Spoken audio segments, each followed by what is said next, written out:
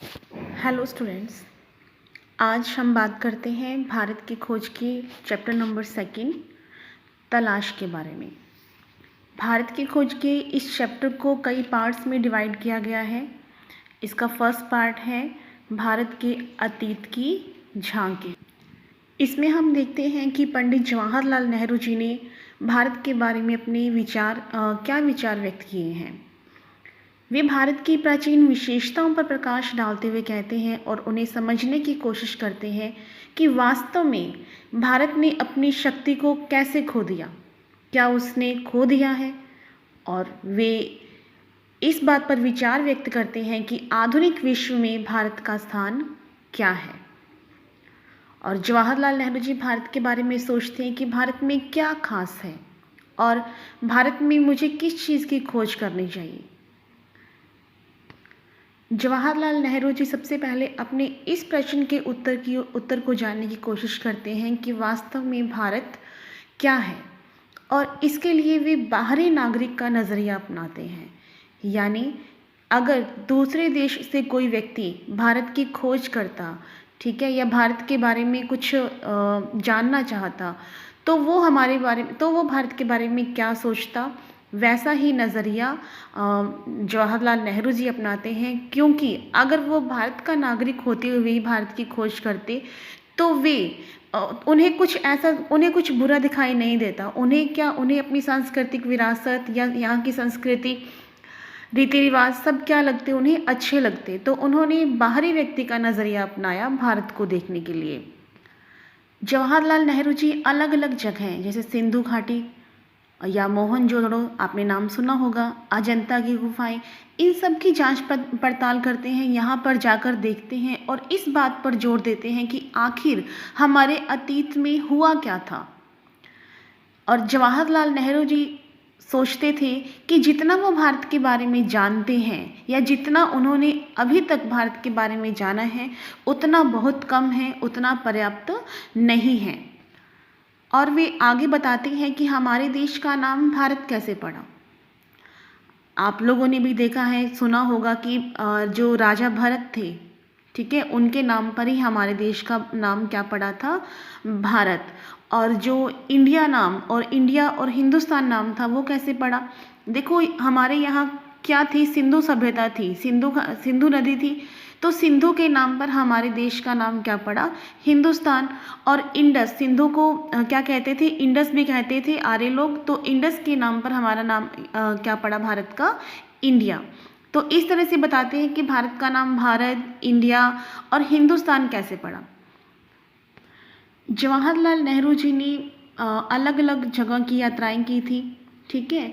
तो उनमें उनके अतीत को देखने की एक अंतर्दृष्टि थी, यानी वो अतीत को देख सकते थे। जो तस्वीर उनके मन में भारत की थी, वो धीरे धीरे सच्चाई में बदलने लगी। यानी उन्हें लगने लगा कि ये वास्तव में क्या है, सच्चाई है। यानी जो मैंने तस्वीर देखी थी, तस्वीर सोच रखी थी, वो वास्तव में क्या है, सच है। वे कहते हैं कि मेरे पूर्वजों की भूमि में ऐसे जीते जागते लोग आबाद हो गए जो हंसते रोते थे, प्यार करते थे, पीड़ा भोग यानी कष्ट सहन भी किया था उन्होंने। तो उनकी ज़िंदगी क्या थी, उनकी ज़िंदगी की जानकारी और उनको अच्छी खासी अपनी ज़िंदगी की समझ थी। इस तरह से उनके अतीत के सैकड़ों चित्र जो थे, वो उनके जो मानस में थे, उनके चित्र वो अब क्या थे, सजीव हो चुके थे।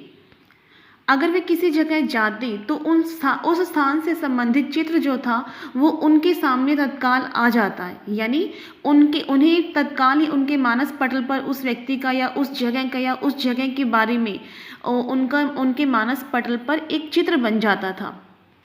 इस तरह से भारत के इतिहास की एक लंबी झांकी अपने उतार चढ़ावों की और विजय पराजयों के साथ जैसे धीरे धीरे उनके सामने खुलती जा रही थी। यानी वो जगह जगह का दौरा कर रहे थे, यात्राएं कर रहे थे, और जैसे भारत की झांकी यानी जो हमारे अतीत में छिपा था वो सब उनके सामने आता जा रहा था।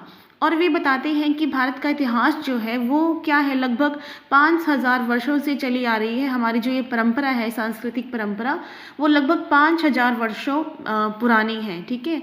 और उसमें अब क्या है, विलक्षणता प्रतीत होती है, यानी उसमें भिन्नता आ गई है, ठीक है। तो भी हमारी संस्कृति, हमारी विरासत क्या है, हम जो अतीत की झांकी, अतीत के पन्ने जब हम पलटते हैं तो उसमें हमें क्या दिखाई देता है कि उसमें एक निरंतरता थी, लेकिन अब उसमें थोड़ी विलक्षणता भी यानी वो अलग हो चुकी है। उस पर आज की संस्कृति का भी गहरा प्रभाव पड़ चुका है। नेक्स्ट हम बात करते हैं इसके सेकंड पार्ट, भारत की शक्ति और सीमा का। इसमें भी बताते हैं कि भारत का धीरे धीरे पतन कैसे होता गया। देखो, भारत की संस्कृति इतनी अच्छी थी, यानी इतना संपन्न देश था भारत की, जो बाहर के लोग थे वो भारत से प्रेरणा लेते थे और भारत उन देशों को अपने साथ ही लेकर चलता था। लेकिन धीरे धीरे समय बीतता गया और भारत नीचे की तरफ आता गया। इसके पीछे का कारण भी बताते हैं कि हमारे देश के कुछ लोग जो थे वो इनसे मिले हुए थे और उन्हीं के कारण हमारे देश का स्तर जो था वो क्षीण होता गया, कमज़ोर होता गया। हम तकनीकी दृष्टि से भी पिछड़ते गए। जिस भारतीयों की भव्य कला और मूर्ति निर्माण, यानी जो मूर्ति निर्माण की कला थी वो सबसे सुंदर थी, अलग अलग तरह की कलाएं भारत में विद्यमान थी और उसकी समृद्ध भाषा के कारण दूसरे देश में भारतीय संस्कृति का प्रसार हो रहा था। आज वो क्या हो चुकी थी, क्षीण हो चुकी थी, कमज़ोर हो चुकी थी।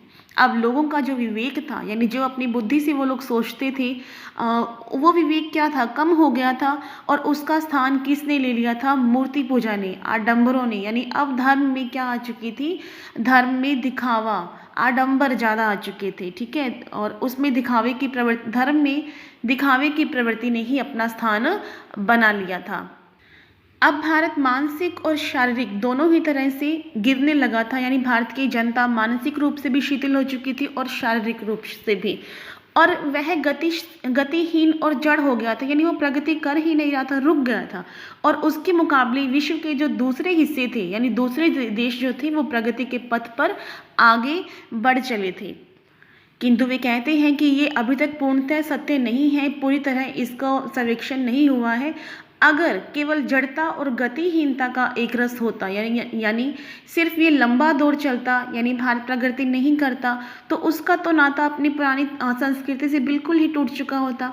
लेकिन ऐसा नहीं है, आज भी हम अपनी पुरानी संस्कृति को याद करते हैं, उसके अनुसार आचरण भी करते हैं। हालांकि हमने नए को भी अपनाया है, लेकिन पुराने के साथ सामंजस्य भी किया है।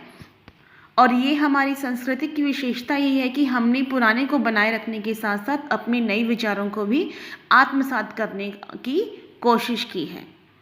नेक्स्ट हम बात करते हैं इसके थर्ड पार्ट, जिसका नाम है भारत की तलाश।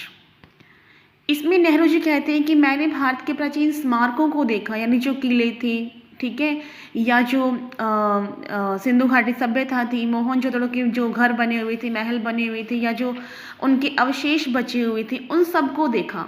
वहाँ की सांस्कृतिक उपलब्धियों को मैंने देखा, लेकिन फिर भी मुझे उस हद तक संतोष नहीं हुआ जितना मुझे होना चाहिए था। तब जिसकी मैं तलाश कर रहा था वो उत्तर उन्हें अभी तक नहीं मिला था। अब वो क्या कहते हैं कि वर्तमान मेरे लिए और मुझ जैसे बहुत से और लोगों के लिए मध्ययुगीनता, भयंकर गरीबी, दुर्गति और मध्य वर्ग की कुछ कुछ सतही आधुनिकता का विचित्र मिश्रण है। यानी जिस युग में वो थे वो क्या था, वो भयंकर गरीबी का काल था, क्योंकि अंग्रेज़ हमारे ऊपर शासन कर रहे थे, ठीक है। मध्य युग था, बहुत गरीबी थी, यानी एक भारतीयों का शोषण हो रहा था, दुर्गति हो रही थी भारतीयों की। ये भारत की असली तस्वीर थी जिसे हम नहीं देखना चाहते, लेकिन वो सच्चाई थी। नेहरू जी कहते हैं कि मैं अपनी वर्ग और मेरे जैसे अनेक वर्ग के लोगों का प्रशंसक नहीं हूँ। अगर मुझे संघर्ष करना है तो मैं किन लोगों की तरफ देखता हूँ जो मध्यम वर्ग के हैं, क्योंकि जो ज़्यादा अमीर है वो तो अंग्रेज़ों का सहयोग कर रहे थे, और जो गरीब है वो क्या थे, उनके पास इतने साधन भी नहीं थे कि वो सामना कर सके उनका। तो कौन थे, मध्यम वर्ग था, जिनकी ओर नेहरू जी देख रहे थे, ठीक है, कि जिनका नेतृत्व करके वो अंग्रेज़ों के खिलाफ लड़ना चाहते थे। लेकिन मध्यम वर्ग जो था वो तो खुद ही बंदी था, सीमाओं में जकड़ा हुआ था और खुद तरक्की पाने की आशा रखता था, विकास करना चाहता था, ठीक है। लेकिन चूंकि यहाँ पर हमारे भारत पर किसका शासन था, अंग्रेज़ों का, तो वो ऐसा नहीं कर पा रहे थे, तो उनके भीतर एक विद्रोह की भावना जो थी वो पनप रही थी धीरे धीरे। हालांकि वे इस ढांचे को बनाए रखना चाहते थे, यानी वो आगे बढ़ना चाहते थे, लेकिन उन्हें अंग्रेज़ों का शासन नहीं चाहिए था। वे अंग्रेज़ों को हटाकर अब स्वयं उसका संचालन करना चाहते थे। और इसी बीच फिर वो क्या हुआ कि वो लोग ग्रामीण जनता की ओर अग्रसर हुए और पहली बार एक नया और दूसरे ढंग का भारत उन युवा बुद्धिजीवियों के सामने आया जो इसके अस्तित्व को ही भूल गए थे, यानी अपनी ग्रामीण संस्कृति को वो लोग भुला चुके थे। हालांकि जो इस ग्रामीण समुदाय से थे उनके लिए ये कोई नई बात नहीं थी, लेकिन जो नेहरू जी थे जिन्होंने इसको पहले जाना ही नहीं था, उनके लिए एक नई बात थी और उन्होंने भारत के वास्तविक रूप की तलाश यहीं से शुरू कर दी थी। वे कहते हैं कि अब भी जो भारत में दृढ़ता और अंतःशक्ति है उसका कारण क्या है? भारत की प्राचीन संस्कृति परंपरा, ठीक है, जिसे उन्होंने कुछ अंशों में अभी भी बचाए रखा है। यानी आज का जो उस समय का जो मानव है वो अब भी कैसे निराश नहीं हुआ है, ये भारत की सांस्कृतिक परंपरा ही है जिसने उनको बचा कर रखा हुआ है। क्योंकि पिछले 200 वर्षों में उन्होंने जो अत्याचार झेला है उसके बावजूद अपनी विरासत को सुरक्षित रखना एक आम बात नहीं है, बहुत ही जटिलता का कार्य है। लेकिन फिर भी ये लोग निराश नहीं हैं। ये लोग वो करेंगे जो इनके लिए सार्थक है, इनके लिए हितकर है। और नेक्स्ट हम बात करते हैं इसके पार्ट नंबर 4, भारत माता। नेहरू जी कहते हैं कि जब सभाओं में जाता था तो मुझे अक्सर ये सुनने को मिलता था कि भारत माता की जय, भारत माता की जय, ठीक है। लेकिन वो कहते थे कि ये भारत माता की जय का जो प्रश्न था उनके अंदर वो यही था कि इस भारत माता की जय का क्या आशय है। जब नेहरू जी उनसे प्रश्न करते तब ये प्रश्न उनका मनोरंजक लगता। हालांकि जिन लोगों से ये प्रश्न किया जाता था उन्हें ठीक इसका उत्तर नहीं पता था, लेकिन फिर भी वो कह देते थे कि ये जो मुझे ये भारत की प्यारी मिट्टी जो है वो प्यारी है, ये भारत माता जो है वो हमारी धरती है। तब नेहरू जी उनसे पूछते कि भारत माता या भारत की धरती कौन सी, तुम्हारी जिले की या तुम्हारे राष्ट्र की, तुम्हारे राज्य की, किसकी बात कर रहे हो? और इन प्रश्नोत्तर का सिलसिला तब तक चलता जब तक नेहरू जी को अपना उत्तर नहीं मिल जाता या वो लोग जो सामने उत्तर दे रहे थे वो चुप नहीं हो जाते। तो उसके बाद नेहरू जी कहते कि भारत वो सब कुछ है जो उन्होंने सोच रखा है और उसके अलावा भी बहुत कुछ है। वो सब कुछ तो है कि मिट्टी है, ठीक है, भारत माता जो है उसकी जय या भारत की मिट्टी है, हमें उससे बहुत प्यार है, वो सब कुछ तो है, लेकिन उससे भी बहुत कुछ ज़्यादा है। क्योंकि वो कहते हैं कि भारत की पहाड़, नदियाँ, जंगल, फैले हुए खेत, ये सब क्या है? ये सब भारत ही तो है, ठीक है। और इसके अलावा जो एक चीज़ सबसे अधिक महत्व रखती है वो क्या है? भारत की जनता और उनके और मेरे जैसे तमाम लोग, यानी भारत की जनता जो है वो ही क्या है? जनार्दन है। सही रूप में उसका अर्थ भारत माता की जय का क्या अर्थ है? कि जनता जनार्दन की जय। और नेहरू जी उनसे कहते थे कि तुम भी भारत माता के हिस्से हो और एक तरह से तुम खुद ही भारत माता हो। और जैसे जैसे ये विचार उन लोगों के मन में बैठता गया उनकी आंखें चमकने लगी मानो उन्हें कोई महान खोज कर ली हो। यानी अब उन्हें भी एक ऐसा दृश्य एक उज्जवल उन्होंने अपने भविष्य की कामना कर ली थी। नेक्स्ट हम देखते हैं भारत की विविधता और एकता। विविधता और एकता का मतलब आप लोग सब जानते हो कि जैसे हमारे भारत देश में अलग अलग प्रकार की संस्कृति है, रीति रिवाज है, वेशभूषाएं हैं, भाषाएं हैं, ठीक है। कोई बंगाली का है, कोई मराठी बोलता है, कोई गुजराती, तमिल, आंध्र, उड़िया, असमी, यानी सब लोग अपनी अपनी भाषाएं बोलते हैं। फिर भी हमारा देश क्या है? एक है। कैसे? कि अगर भारतीय मुसलमान कहीं बाहर जाता है तो तो उसे क्या कहेंगे? किसी भी देश में जाता है वो, अरब में, ईरान में या किसी अन्य देश में जहाँ इस्लाम धर्म का प्रभुत्व हो, तो उसे क्या माना जाएगा? उसे एक हिंदुस्तानी माना जाएगा, हिंदुस्तान से आया है। इसी तरह से हम सब क्या है, चाहे हमारी भाषाएं अलग है, चाहे हमारी वेशभूषाएं अलग है, चाहे यहाँ के मौसम में भिन्नता है, लेकिन फिर भी क्या है, हम सब एक हैं। और ये हमारी भारतीय संस्कृति की बहुत ही अमूल्य धरोहर है जिसने कि हमें इस एकता के सूत्र में बांधा हुआ है। नेक्स्ट हम बात करते हैं जन संस्कृति। नेहरू जी कहते हैं कि जो हमारी भारत की संस्कृति है और जिसका जनता के जीवन पर बहुत ही गहरा असर था, और इस पृष्ठभूमि में भी लोक प्रचलित दर्शन, परंपरा, इतिहास, मिथक, पुराकथाओं यानी जो नाटक थे, जो कहानियाँ हम सुनते थे, ठीक है, जो लोगों द्वारा प्रचलित जो कथाएं थी, उनमें इन सब का हमारी संस्कृति का मेल था। और इनमें से किसी को दूसरे से अलग करके देख पाना संभव ही नहीं था। और इसमें किसी एक व्यक्ति का नहीं, किसी पढ़े लिखे व्यक्तियों का ही नहीं, बल्कि अशिक्षित और अनपढ़ निरक्षर लोगों का भी इस पृष्ठभूमि में हिस्सा था।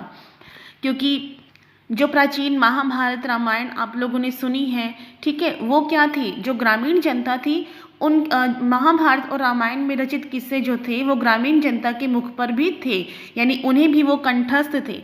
जब भी कोई बात करते, अगर वो आपस में सामान्य बातचीत भी कर रहे होते, रोज़मर्रा की बातचीत भी कर, ज़िंदगी में अगर वो सीधी सादी लैंग्वेज में भी बात कर रहे थे, तो क्या था कि